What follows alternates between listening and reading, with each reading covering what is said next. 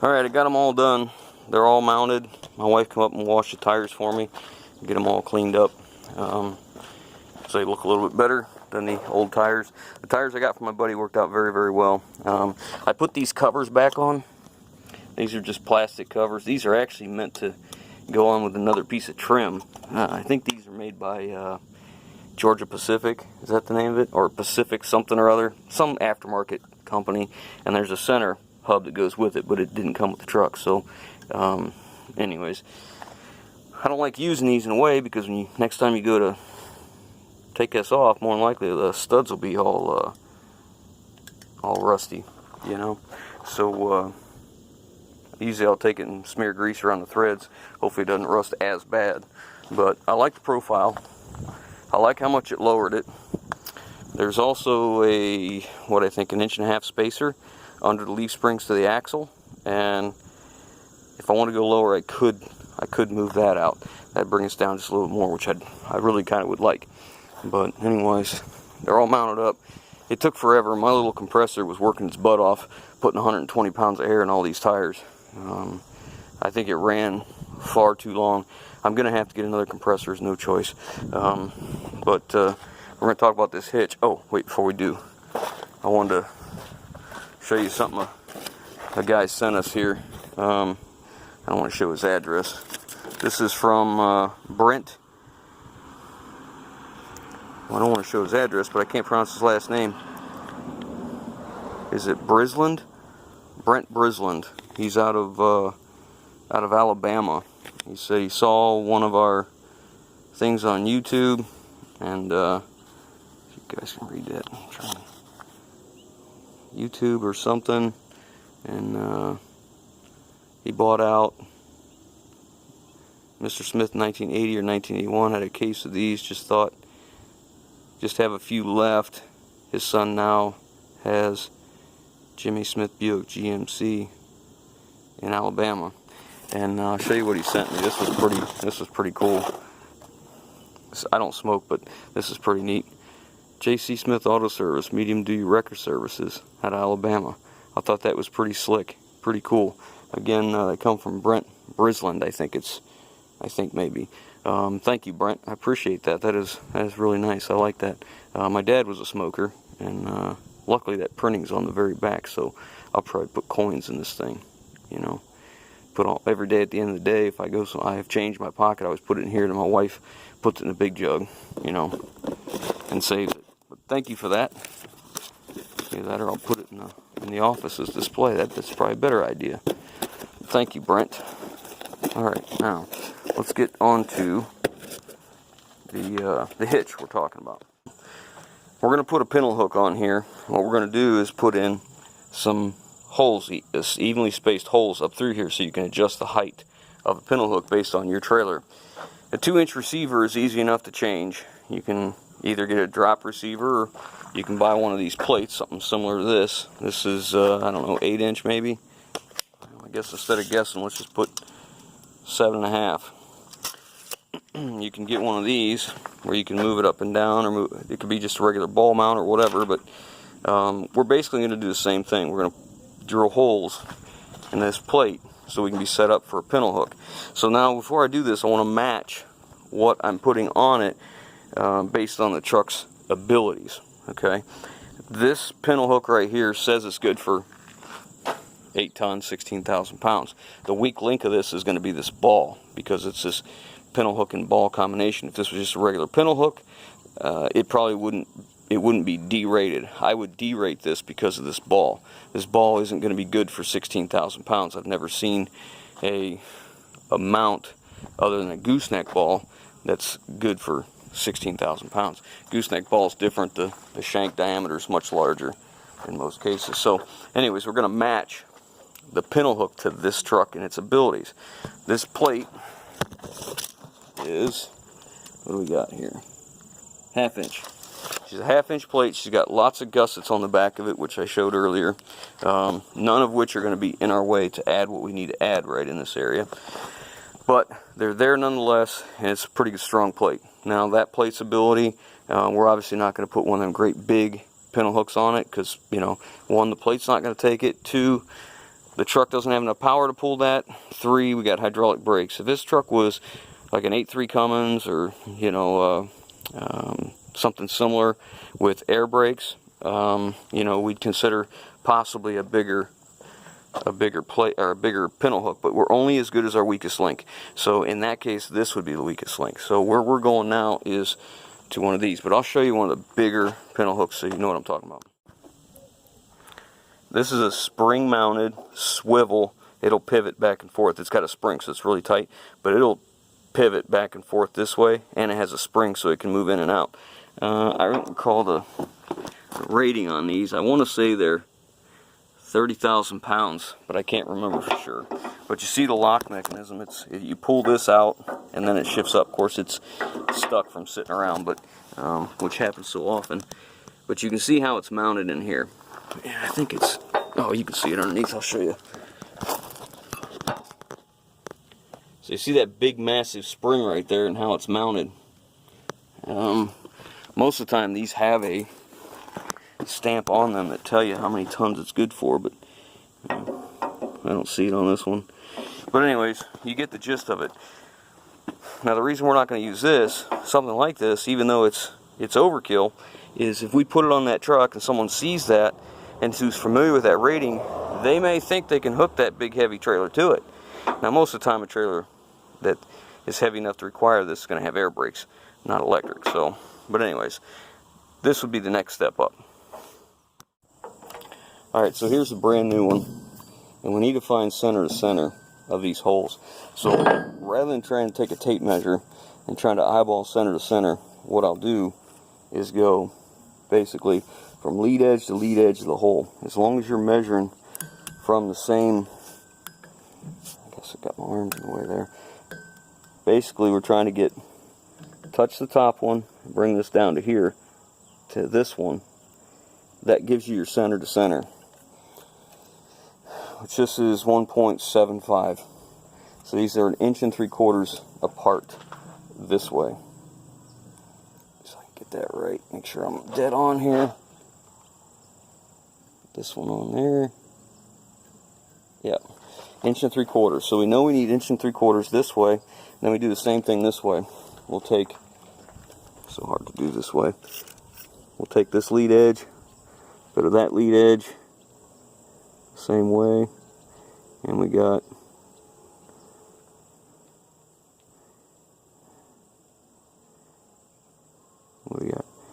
3.375. 3.375. So that'll give us our exact, and then I'll lock this down and I'll scribe a line with these because it point's pretty sharp. So now I need to lay out where we're going on here, get my center point, and then start laying it out. Alright, so here's our big plate. Then there's a stiffener bar that comes across here. Okay, so we want to make sure we straddle that. Ideally, we're going to be probably right in this area, the first one, so I may have to change my marks because the next one's probably going to land right there, and that's a 1/2 inch piece of steel. So I'll measure up from here to here, see where it's at, and I'll make sure I avoid that area. Alright, so I got my layout. This is that 1/2 inch stiffener bar there. So what I did was started there, split the difference of my 1 3/4, found the center, and then went, geez, what was that? 7/8 of an inch each way from here to here, or close to it.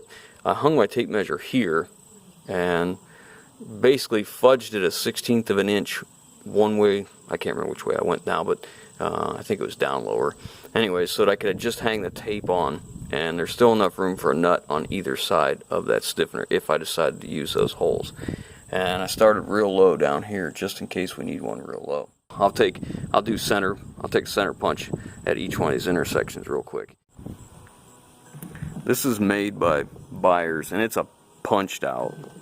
These aren't drilled or machined, they're just punched holes. I got the back is 5/8, and the front is 9/16 or something close to that. It's a little over 9/16, but not by a lot. I know we're getting kind of over-critical on this, but I want it right. I want it tight. I like things. You know, if you work with small margins, you have small margins, right? You don't have a lot of error. Now, I'll tell you this. I hit this with a center punch, and you know, whenever you center punch stuff, and you can make a good center punch, you know, without a huge amount of effort, it's like it's easier drilling, but it's a softer steel. But what we're going to do is we're going to start with the ones that I know I'm gonna want, like these two here, and probably these right to here. And then if it drills nicely, we'll keep on going. If we're having troubles and struggling, it's taking forever, then I'll probably slimline, and I won't use this one because I can't imagine needing a pintle hook on that light, a pintle hook that hot. So let's get going.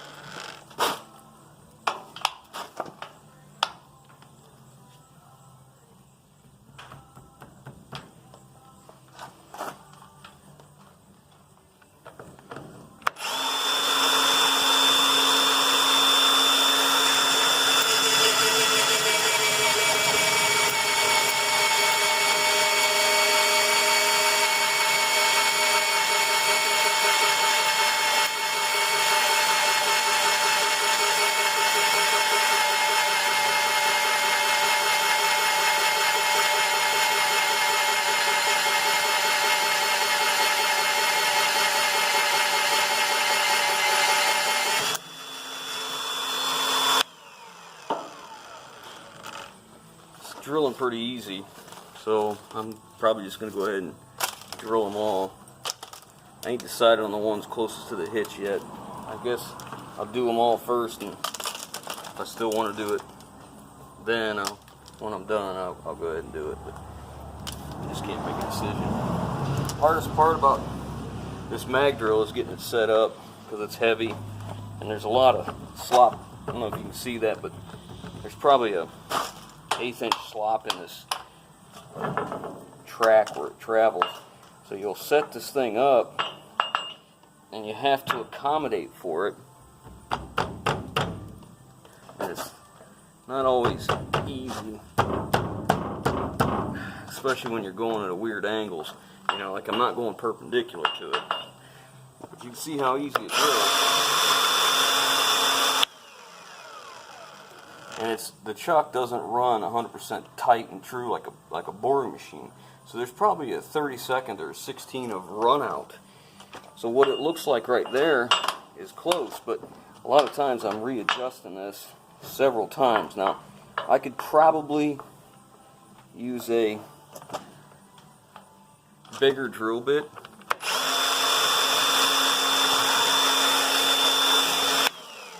And make it easier on myself, or a bigger annular cutter, I should say, but you can back this magnet off some and still move it, but it sure ain't easy,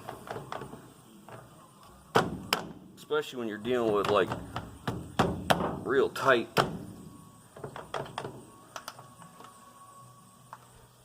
tolerance. I mean, I want it to be as straight and perfect as it can be. A lot of times I gotta do this 3 and 4 times before I'm happy.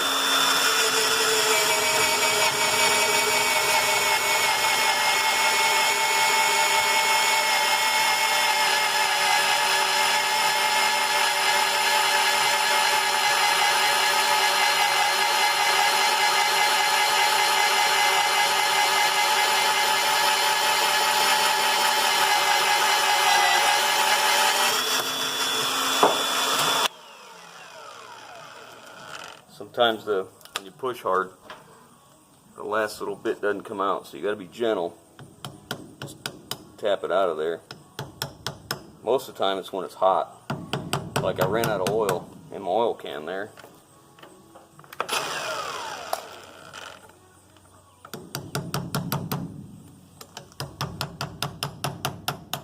Yeah, this one's stuck pretty good.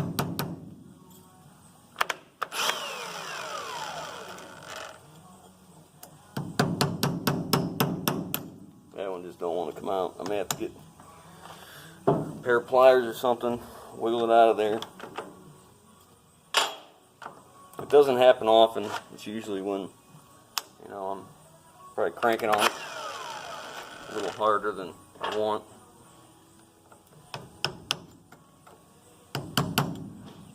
But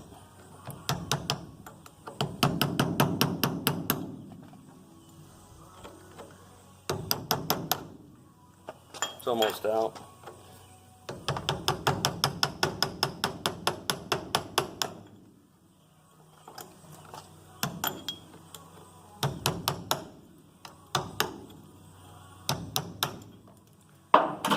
There it goes. Alright, fill up my oil can again. That's what I'll use, just squirt it on there. I think now is a good time to talk about the mag drill. I've used it quite a bit now, and I feel like, you know, I can honestly tell you what I think about it 100% as the way I use it.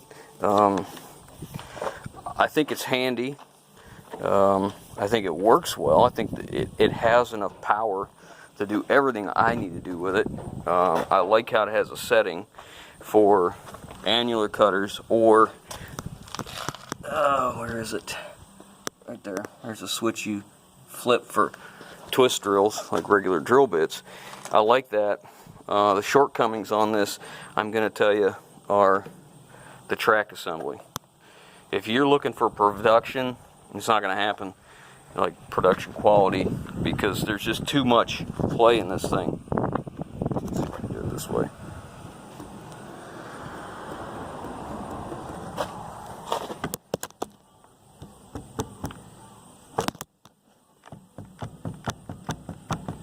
I mean, it's just, the clearance is just way too wide in this track, and it leaves you with a cut. It gets a little grainy because when you're going in, it allows the annular cutter to go up and down. The same thing with the drill bit, allows it to move too much. This is probably the downfall for me and what I use it for. I mean, it doesn't affect what I'm doing. It just doesn't look as good. It doesn't make as clean of a cut. Power-wise, battery life, great. This battery was the one that I was using, shortening up the last frame. I made it through that whole entire frame, and I did, what do we got? 1, 2, 3, 4, 5, 6, so 12, 9/16 holes out of that same battery. Of course, I over oil, which the reason being, oil's cheap, annular cutters aren't. You can get these resharpened, but even after they've been resharpened, they'll still dull. The key is to keep it cool, right? If you keep them cool, they last longer. So I use a lot of oil, which is why I put cardboard down so I can suck it up. But you can see all them chips. I mean, it does very, very well. It spirals pretty good. Overall, dollar for dollar, the other alternative is I could be using a frame drill. Now, there's a company called Zip Cut, and they make a frame drill. It's basically a Milwaukee half-inch drill strapped to a stand that you roll around on wheels, and you can adjust it up and down. It goes, you have a crank on the top, and you turn it like an Acme thread, and it brings it up and down. And then you have another one that I think it adjusts the tilt this way. And then there's a couple chains where you can hook it to what you have. It's expensive. It's $3,000 or $4,000. You know, for me, this works well. I can get it into places that frame drill. In order to get it in, if you want to drill stuff like this, you have got to get the tires off. You got to take everything out of there so you can get the drill in. You know, if you have the axle down, you know, it's tough because it sits so far away. In fact, I'll insert a picture of a frame drill when the Zip Cut's right here. Okay, so you see how it's made. It works well because you're far enough away, but you have to have drill bit extensions if you've got something in the way and you can't get in close enough. This is simple. This is versatile. This will do so many different things. Obviously, the frame drill can too. Love the power. The magnetic base is killer. It holds very well on clean surface. If you have any rusty, you need to knock the rust off because it's not going to hold it. Another feature that's really nice is you cannot turn this drill on until the magnet is fully engaged. If the magnet is not fully engaged, it will not let you turn this on. It does have a light, you know. I work outside usually, so I don't usually need that light. I need glasses. It's hard to see some of these points, but that'd be my biggest complaint, my only complaint, I guess, with this is this track. I mean, it is just, it's far too sloppy. The track is sloppy itself. And then the chuck is also independently from the slide. But the alternative of what I could use is quite a bit more expensive, and it is so much better than drilling these things by hand. If I was drilling these by hand like I used to, I'd drill maybe an 1/8 or 1/4 inch pilot hole, stepped up to 5/16, 3/8, 1/2 inch, and then 9/16. It's a whole lot less, a whole lot more drilling. This is a whole lot less. I just drilled all 12 of them holes in probably less than 40 minutes. You know, probably close to a half hour. It takes longer to get it set up because of the slop in the track than anything. I mean, it's just, that was disappointing through Milwaukee. I expected better, but anyways, it works well. But there's my small little rant. Another feature, I like this. You take this off. If you need it on the other side because you're coming in the other way, you just put it in. It's just like a ratchet, little push button with a ball detent, or center detent, I guess, ball release. And it just sits right in there. And you know, you can change it even in the midway. Like if you're going in and you decide, hey, I need to get it over there, you don't have to reset the whole entire machine. Just flip it over to the side. So that works real well. Anyways, okay, that's enough on that. Let's get moving. I decided not to drill these last 2 holes. I just didn't like how close they were to the corners here. So, and I measured my trailers, and every trailer I have will be up above this. It'll be this one or this one in between, sorry. It'll be these 2 or these 2. Now, you might think, why didn't I just drill those holes? Well, you know, I'll buy another trailer. I buy trailers here and there. Well, I don't want to not have the right setup, because if you know what it's like pulling a trailer that's, you know, either the trailer's too far down in the front, and then it sways real bad, you know, it gets dangerous, or if it's up too high, it does the same thing. So it's better, I think, just to have the extra holes. It's not going to hurt the strength. I looked in the back, we spread that hole real nice, so we did good there. Next, I'll take some brake parts cleaner and wipe it all down, get the oil off it, because I'm going to scuff this up and, you know, coat it with a little bit of paint, try and get in these holes so they don't rust. Alright, a couple of good coats of paint on there. It's got inside the holes really good, so I'm going to let that dry for a while, and then we'll mount the pintle hook. Next, we're going to work on, since I got the mag drill out, I was thinking about something else. Here's that towel I was using to wipe off the mag drill and get the chips off. Well, I don't throw it away quite yet. As many of you know, my shop is not heated, so in the wintertime I get condensation, I'll get a little rust on my sockets, so I just take that rag. It's a good opportunity to wipe down my sockets, get a good coat of oil on them. Any of the ones that I've used.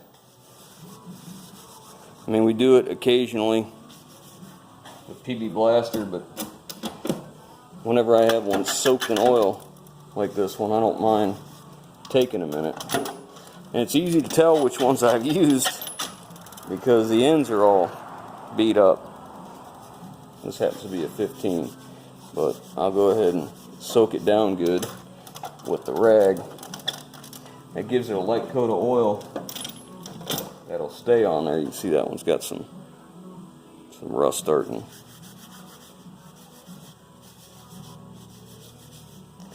Do this several times a year, but especially paying attention once we get to the fall. Let's get them all. Actually, my wife will do this once in a while. If I'm doing something and she's down here and nothing to do, she'll wipe my sockets down. She usually uses PB Blaster though, you know, because I'm not always using the mag drill, but that's what's good for an oily rag. If you're changing oil and you're doing whatever and you get oily rag, you can do it for you. Keep your sockets nicer. These are two stainless steel quarter fenders. They were on another truck and they were on there incorrectly. The reason they were on incorrectly is they were too close to the tire.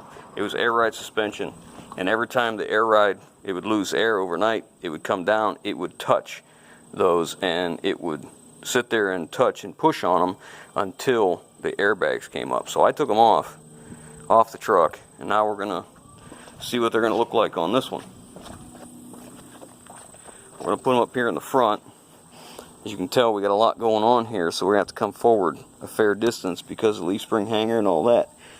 There's not enough room above it. A lot of times you use a single post, and you can take out one of these hanger bolts and run the bolt, a longer bolt, through the center of the round one that flattens out that bracket, and you can get them close. But for us, we either have to go in that valley or we got to go in front of it. So we're going to see what that's going to look like. Okay, it's in that valley right there, and you can see how far away it is from here. Now I want to keep at least 4 inches in here, so if we ever want to go back to 11R 22.5 tires, those won't be in the way. But I don't want to be that far away. I don't care for that. Might be okay. Here's the problem: if you run these and you have a tire that comes apart, like a recap or even a regular virgin tire, and it explodes, it'll destroy these things. So you hate to put too much money into them because they can blow apart. The only next option I have is to go up on that frame on the actual bed, and if that's the case, I got to kind of rethink things, because I was thinking about swapping this bed out for a different one, but I don't like that distance away. I'd like it to be quite a bit closer. Let me get a tape measure. So we're just about 9 inches away. I'd like to be 4 to 5 inches away, because an 11R 22.5 would be 2.5 inches closer this way. So if we're 4 to 5 inches away, that would be great. That would bring it in 4 inches at least. And 4 inches would be a big difference in its appearance. I don't know, what do you guys think? I think I'd like to have them on there. I think they'll look nice. We'll have to see if we can figure something out here. This is one bad thing about using used stuff. Like, if it was new, there wouldn't be any holes in here. You drill holes wherever you want them, so you could manipulate where you put your bracket.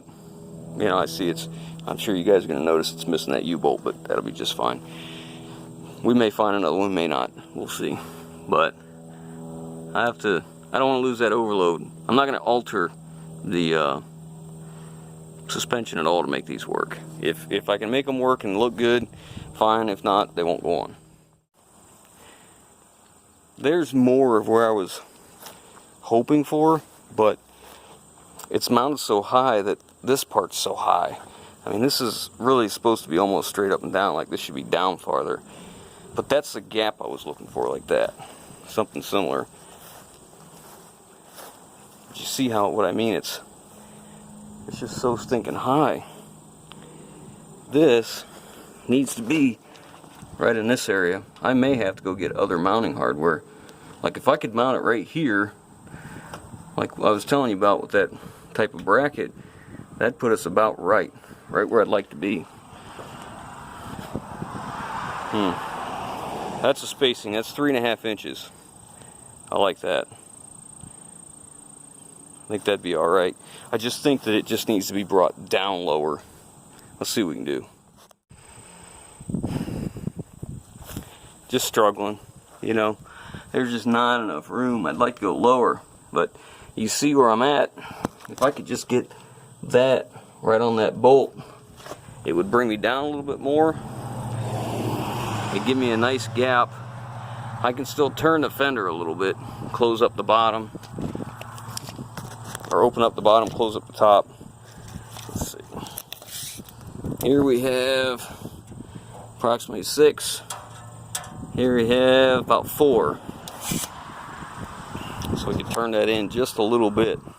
Of course, if I bring it down, that tire is going to start to round in, so it'd be closer. That'd be better. I just need that thing down on that bolt. I'm I'm gonna go get the other brackets, see what they look like.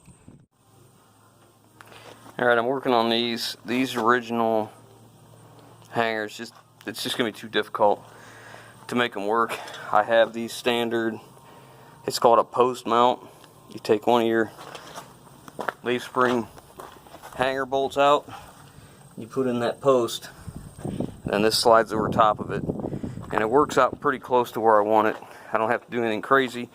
Of course, there's already holes in it, and mine, the new ones, aren't what we need. So this was the first original hole I'm using. So what I did was I marked the top of that hole. I came down here to the next ones. You can see my finger imprint right there, right on the top. So I'm putting holes back where it was, because it did sit straight like it's supposed to. And then I marked everything out. Of course, I use painter's tape again. This way we're not scratching this up. I mean, these are scratched up. They're old and used, but we're going to see if we can polish them. But now I'm going to mount this to here, take this tape off, and see how close we are. Alright, so that's the gap I'm looking for. That way it's just big enough to go to 11R22.5 if I want to. I did use this setup I've got. It goes right on the post. Works out pretty well. I didn't clamp these down because we still have to polish those. So there's no sense in tightening them down. So now I got to do the other side. The original mounts didn't work, so I had to drill new holes, and that was a fiasco. I don't even have them tight yet, but the other one used a U-bolt system. This uses hidden bolts, which I prefer this, but the spacing was wrong, nothing lined up, and it didn't drill out very well, did it, lady? It was quite the pickle. But anyways, it's on. Let's get the other side. Well, the quarter fender's on.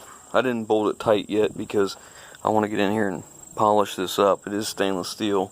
Just been laying outside for a while. I like where it's at. I like the profile. The only thing I'm not certain about is this. I'd prefer if this was sticking up a little bit and I could put a little mud flap in there that says Freightliner on it. But I don't know if I'm going to be able to do that on that. What I could do is take 2 pieces of metal, sandwich it in there real tight, make a brake basically, and then just bend it. I don't have a brake that's strong enough to bend something that thick. Mine is for like siding, fascia, trim coil, stuff like that. Anyways, we got this one on. I ended up using that mount like I said, and I got the other one on.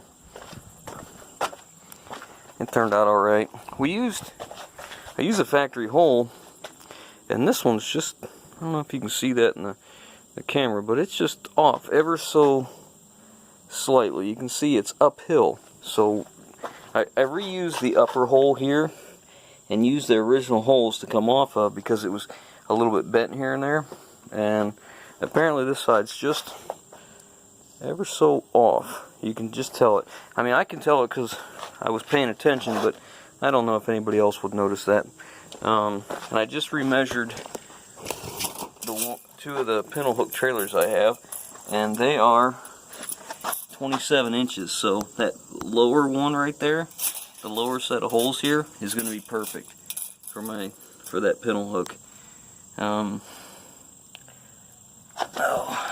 camera's not working so well. So it'll be, I don't know, maybe a 1/4 inch high. So that'll be just about right. That'll work out nicely. I ordered a new pintle hook. Here's the thing. I'm trying to keep the budget down on this thing as low as I can. I'm being very budget conscious, so I'm not going to use the brand new one on this. I'm going to take my old one, the one I showed you earlier. I'm going to use it on here. I'll clean it up and repaint it, put it on here, and the new one I'll keep in my Dodge in a toolbox so it's not out in the weather. But oh yeah, I painted it up. I masked everything off, and it painted out okay. So I tried for, I don't know, better part of an hour calling people trying to find a place to take these to get these things polished, and nobody wanted anything to do with it. So I just ordered a polishing kit. I ordered a DeWalt variable speed grinder with a dial RPM selection on it, and we're going to take them off and polish them before we put them on the truck permanently. And now I'm going to measure for a toolbox. I want to see what's the biggest toolbox I can get in this area here, and how low can we go, because I'd like to put swinging door toolboxes here, ones that swing either way, or one big door that folds down. But I'd like to fill this cavity right here as much as I can. And I'm not against removing this battery box and putting the batteries in my toolbox and sectioning the toolbox off. I'm okay with that. So let me measure this, see what I can get. If I leave the battery box there, I can get a 60-inch, 5-foot box in there. If I remove that, I can go up to 72 inches. Up to 7 foot, 84 inches. That's a big toolbox. I don't think I'll go that far. I think I have something else in mind. I'm thinking 5-footer. Like the 48s are easy to come by that size. The 60s are not. We can get up to 7 foot. I just have to move the battery box, which I'm okay with that. I don't have a problem with that. On this side, if I leave that battery box there, I've got an idea of something I want to put right here. Anyways, that's it for this one. If you guys like what we're doing, give us that thumbs up. If you haven't already, hit that subscribe button. Leave your comments down below, and we'll catch you on the next one, which will be part, I don't even remember now. I get confused because I'm editing one part and I'm talking about the next one. I think we'll be on 4 by the time you get this.